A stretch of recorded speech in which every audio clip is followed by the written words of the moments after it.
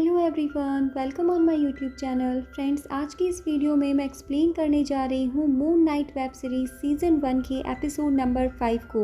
और फ्रेंड्स, अगर अभी तक आपने इसके एपिसोड नंबर 1, 2, 3 एंड 4 का एक्सप्लेनेशन नहीं सुना है तो चैनल पर जाकर उन्हें चेकआउट कीजिए। साथ ही चैनल को सब्सक्राइब भी कर दीजिए और बेल आइकन को भी प्रेस कीजिए ताकि इस चैनल के रिगार्डिंग जो भी नए नए नोटिफिकेशंस आएँ वो आपको मिलते रहें।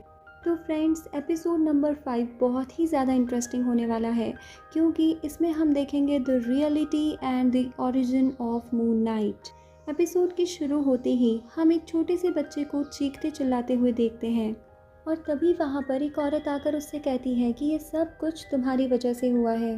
और फिर ये सीन शिफ्ट हो जाता है मार्क स्पेक्टर पर, जो अभी एक असाइलम में था और उसके सामने बैठा था डॉक्टर हैरो, जो उससे कहता है कि नुकसान हमने तुम्हें नहीं बल्कि तुमने खुद को पहुंचाया है। वो उससे कहता है कि तुम इस समय घड़ी की दो सुइयों के बीच में अटक चुके हो, एक सुई जो सच पर है और एक सुई है मनगढ़ंत कहानियों पर। और ये तुम डिसाइड करोगे कि आखिर तुम किस तरफ जाना चाहते हो, तुम सच पर विश्वास करना चाहते हो या फिर इन मनगढ़ंत कहानियों पर। अब बातों ही बातों में हैरो उससे कहता है कि शायद तुमने मुझे एक बच्चे के बारे में जिक्र किया था, इसीलिए तुम मुझे और भी कुछ बताओ उस बच्चे के बारे में। तभी मार्क को लगता है कि उसे यहाँ नहीं होना चाहिए, उसे तो स्टीवन के साथ होना चाहिए और इन्होंने तो अभी अभी गॉडेस ऑफ प्रेगनेंसी से बातें की थी। और अब मार्क बड़बड़ाने लगता है और तभी ऑर्थर उससे कहता है कि ये हिप्पोपोटेमस शायद तुम्हारे दोनों के बीच का फ़र्क कम कर देगी।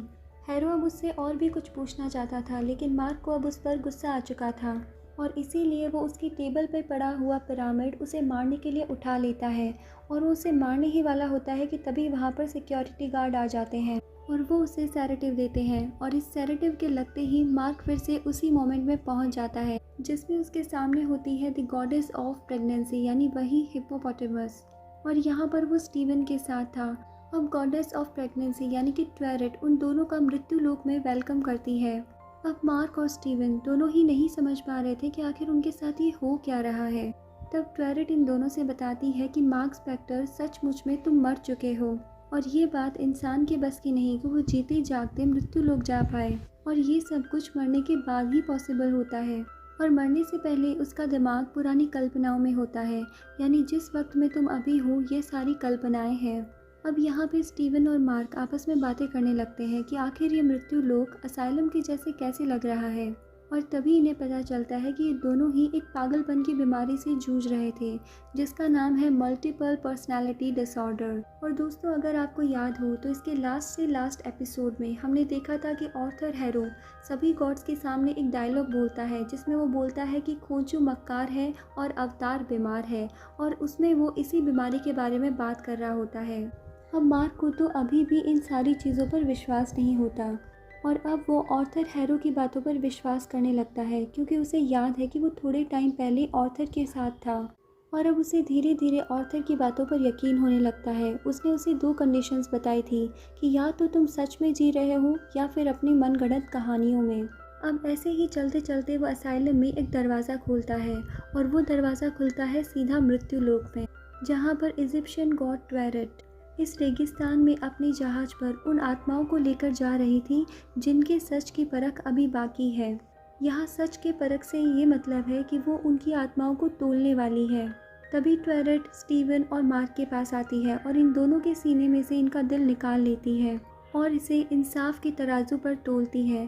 और इंसाफ के तराजू पर अगर ये दोनों दिल फेदर ऑफ ट्रुथ यानी सच के पंख से हल्के हुए तो इनकी आत्मा देवलोक यानी कि पैराडाइज में जाएगी, और अगर इनका दिल उस फेदर से भारी हुआ तो उन्हें इसी नर्क में, इसी मिट्टी में दफना दिया जाएगा और वो पत्थर की मूर्त भी बन जाएंगे।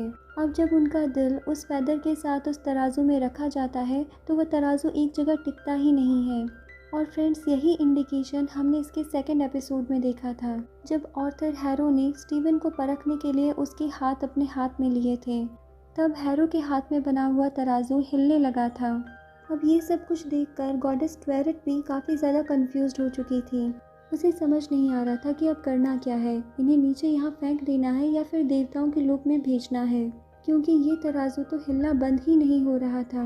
अब ट्वेरेट मार्क और स्टीवन से बोलती है कि तुम दोनों को वो खलिश ढूंढनी होगी जिसकी वजह से तुम्हारा दिल कभी हल्का तो कभी भारी हो रहा है। तुम्हें अपने उन गुनाहों को जानना पड़ेगा जिनको तुम्हें कन्फेस करना है। और इसीलिए वो उनसे कहती है कि इस बोट में हर एक उस इंसान की सारी यादें हैं जो आज तक जीता आया हो, और इन्हीं यादों में तुम अपने आप को जानकर अपनी भूली बिसरी हुई बातों को याद करो। जिसके बाद ये दोनों ही उस जहाज़ पर पहुंच जाते हैं जहां पर अंदर वही असाइलम था, और उन्हें यहाँ की हर एक खिड़की में अब अलग अलग नज़ारे दिखाई दे रहे थे। अब उन्हीं में से एक खिड़की में स्टीवन को मार्क दिखाई देता है, जो इजिप्शियन जैकल को मुक्कों से मार रहा था। तो कहीं पर मार्क को स्टीवन दिख रहा था, जो मिस्टर नाइट बनकर तारों की दशा को 2000 साल पहले लेकर आता है। और कहीं पर एक ऐसा नज़ारा था जहाँ पर मार्क खड़ा हुआ अंदर ही अंदर रो रहा था। तभी वहाँ स्टीवन आकर उससे पूछता है कि क्या ये दिन तुम्हें याद है? तो मार्क कहता है कि हाँ, इस दिन मैं यहाँ खड़ा था और किसी सड़क को ढूंढ रहा था। फिर इनके पास में एक दरवाज़ा खुलता है जहाँ पर अंदर जाने पर ये वहाँ देख पाते हैं उन सभी लोगों को जिनको मार्क ने जान से मार दिया था। और अब स्टीवन मार्क से पूछता है कि क्या सच में तुमने इतने लोगों को जान से मार दिया? तो मार्क बताता है कि ये वो लोग थे जिन्होंने कोई गुनाह किया था। मैंने कभी भी मासूम लोगों की जान नहीं ली। और तभी वहाँ पर एक छोटा सा बच्चा स्टीवन को दिखाई देता है। तो स्टीवन मार्क से पूछता है कि ये छोटा बच्चा इन सभी के बीच में क्या कर रहा है, और उसके बारे में जानने के लिए स्टीवन उसका पीछा करता है और मार्क उसे ऐसे करने से मना भी करता है। अब स्टीवन एक ऐसे दरवाजे के अंदर पहुँच जाता है जहाँ जाकर वो एक अलग टाइम को देख पा रहा था। मार्क स्टीवन को बार बार बुला रहा था कि वहाँ मत जाओ, वापस आ जाओ, मगर स्टीवन अब इस जगह पर पहुंचकर अपनी मॉम को देख पाता है, और वहीं वो अपने बचपन को भी देख पाता है। और यहाँ पर हमें पता चलता है कि स्टीवन का एक छोटा भाई भी था जिसका नाम था रो, और कॉमिक्स में उसका नाम दिया गया है रैंडल स्पेक्टर। यहाँ पर रोरो एक ड्राइंग बना रहा था जिसमें मछली का एक पंख टूटा हुआ था। और अगर दोस्तों हम फर्स्ट एपिसोड को याद करें तो हमने स्टीवन की फिश का एक पंख टूटा हुआ नोटिस किया था। तो वापस आते हैं इसी स्टोरी में जहाँ पर वेंडी स्पेक्टर यानी इन दोनों की माँ इनको खाना खाने के लिए कहती है, लेकिन इन दोनों को पहले एक गेम खेलना था, इसीलिए ये दोनों यहाँ से निकल जाते हैं। रोरो अपने बड़े भाई मार्क स्पेक्टर को मिस्टर ग्रैंट कहकर बुला रहा था। अब ये दोनों जब खेल खेल रहे होते हैं तभी वहाँ पर बारिश आने लगती है, और रोरो अपने भाई से कहता है कि हमें चलना चाहिए क्योंकि मॉम ने कहा था कि जल्दी आ जाना। तो मार्क कहता है इसमें डरने की क्या बात है, हम खेल ही तो रहे हैं। अब वो दोनों यहाँ से एक गुफा में पहुँच जाते हैं, और ये सब कुछ स्टीवन ग्रैंट वहाँ पर खड़ा होकर देख रहा होता है। और तभी उसका पैर एक छोटे से स्ट्रक्चर पे जाता है जो टूटी हुई हड्डियों का होता है, और वो होंचू के जैसा लग रहा था। अब उसी गुफा में उन बच्चों का पीछा करते हुए वो काफ़ी दूर तक निकल जाता है। वो पीछे से चिल्लाता भी है कि बच्चों वापस आ जाओ, मॉम तुम्हारा इंतज़ार कर रही है, मगर उन दोनों में से अब किसी की भी आवाज़ नहीं आ रही थी। अब हम मार्क स्पेक्टर को देखते हैं जो दूसरे दरवाज़ों में स्टीवन को ढूंढ रहा था, और तभी वहाँ पर एक दरवाज़ा खुलता है जिसके अंदर हम लेडी वेंडी को देख पाते हैं जो अपनी छोटे बेटे रोरो की मौत पर रो रही थी, और उसकी मौत का गुनहगार वो मार्क को बताती है और उससे कहती है कि ये सब कुछ तुम्हारी वजह से हुआ है। अब स्टीवन मार्क की और भी ज़्यादा पुरानी यादों में चला जाता है, और वो देखता है कि जब उसका 10th बर्थडे था तो उसकी मॉम वहाँ पर नहीं थी, वो अकेला ही केक काट रहा था। और ऐसा करते करते जब वो 12 साल का हो गया था तब तक वो अकेला ही केक काट रहा था, और जब उसकी मॉम उसके सामने आई तो उसके हाथ में शराब थी, और वो अभी भी मार्क को कोस रही थी अपने बेटे रोरो की मौत के लिए। हर जगह से नकारा गया मार्क स्पेक्टर अब उस मोमेंट से गुस्सा होकर वहाँ से चला जाता है। अब उसकी मॉम भी उसके पीछे पीछे चली जाती है, और ये सीन यहीं पर कट हो जाता है। इसके बाद मार्क और स्टीवन दोनों ही अपने आप को टीनेज में देखते हैं, जहाँ पर मार्क ने अपने माँ के व्यवहार के चलते अपना घर छोड़कर जाने का डिसाइड कर लिया था। यहाँ पर स्टीवन मार्क से पूछता है कि तुमने घर छोड़ने का फैसला क्यों लिया, और फिर से कहानी चली जाती है एक और फ्लैशबैक में, और यहाँ पर हमें वो दिन दिखाया जाता है जब मार्क स्पेक्टर एक इजिप्शियन कमांडर बुशमैन के साथ इजिप्ट में एक कीमती खुदाई के लिए निकला था, लेकिन तभी वहाँ पर कुछ गुंडों ने उन पर गन फायरिंग शुरू कर दी, जिनके अंदर लाइला के फादर अब्दुल्ला भी शामिल थे। अब स्टीवन पूछता है कि जब सभी पर गोली चली तो तुम्हारा क्या हाल हुआ, और इसके बाद हम वहाँ के पवित्र देवालय को देख पाते हैं जहाँ पर मार्क पहुँच चुका था, जो पूरी तरह से लहूलुहान था। वो अपने आप को ख़त्म करने ही वाला था कि तभी उसे पीछे से एक आवाज़ आती है कि क्या तुम्हारी ज़िंदगी की बस इतनी ही कीमत है? मैं तुम्हारा साथ दे सकता हूँ, लेकिन उसके लिए तुम्हें मेरे लिए कुछ करना होगा। तुम्हें रात के हर एक मुसाफिर का साथ देना होगा जिसे बुरे लोग परेशान करते हैं। अब ये सब कुछ स्टीवन दूर खड़ा होकर देख रहा था। वो देखता है कि खुशबू कितना मतलबी है।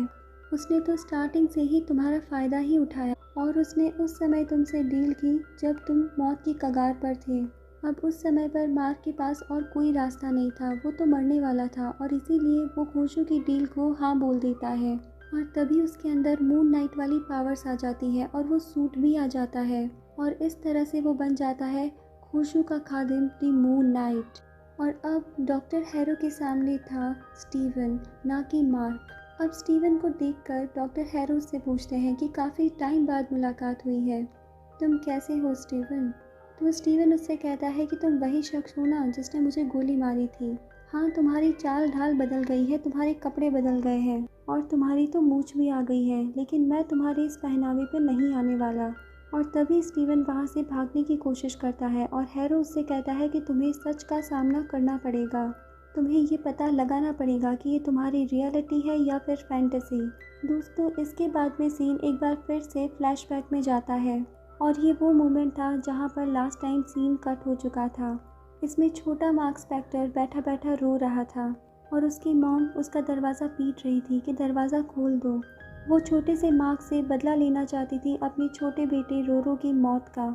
और इस समय मार्क पूरी तरह से डर चुका था और ये फर्स्ट टाइम था जब वो ब्लैकआउट होकर एक दूसरी शख्सियत में बदल गया था। और अब उसमें शख्सियत है स्टीवन की और स्टीवन के आते ही वो देखने लगता है कि यहाँ पर सारे कलर्स फैले हुए क्यों हैं।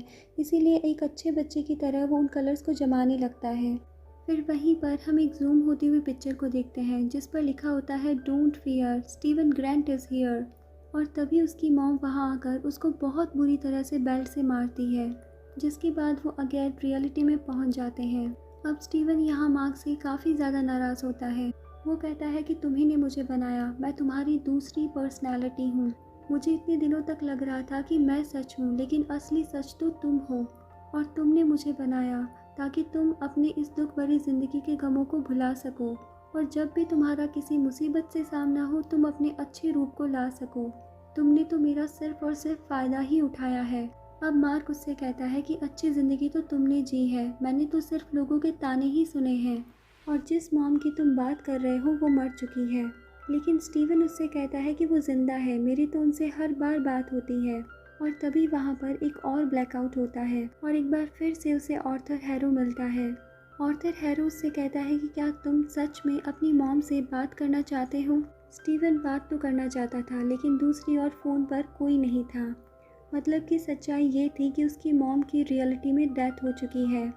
और अब सीन शिफ्ट हो जाने के बाद में एक सीन ये आता है जहाँ मार्क एक रोड पर खड़ा रो रहा होता है और दारू पी रहा था। ये वो दिन था जब मार्क की मॉम की डेथ हुई थी और वो घर में नहीं आना चाहता था। उसके फादर उसे बोलते भी हैं कि घर आ जाओ, लेकिन वो वहाँ से चुपचाप चला जाता है।